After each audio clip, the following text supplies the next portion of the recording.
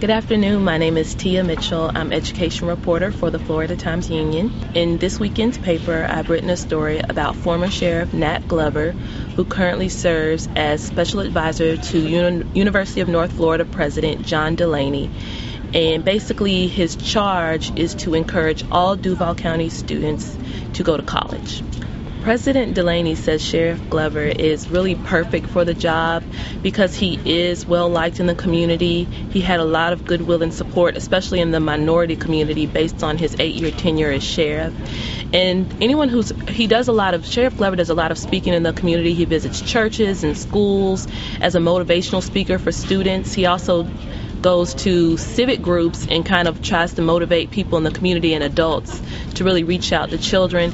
And he's very humorous, funny guy, and he tells a lot of stories. And when he was talking to me about this story, he was talking about how he really wants to help people because people helped him. And when he was 17, he got arrested because he worked at Morrison's cafeteria, and he had a couple of napkins just in his pocket that he had been using as a handkerchief. And he got stopped by the police because there was a rash of thefts going on. And because he had those napkins in his pocket, they arrested him and accused him of being the thief that they were looking for.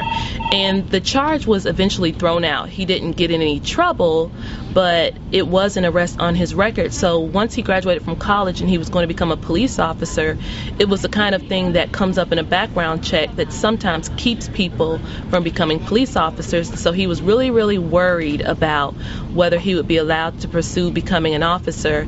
And the background investigator just didn't know him at all, and just based on his file said, "I'm going to help you." That's what he told him. He said, "I've looked at your file and I'm going to help you."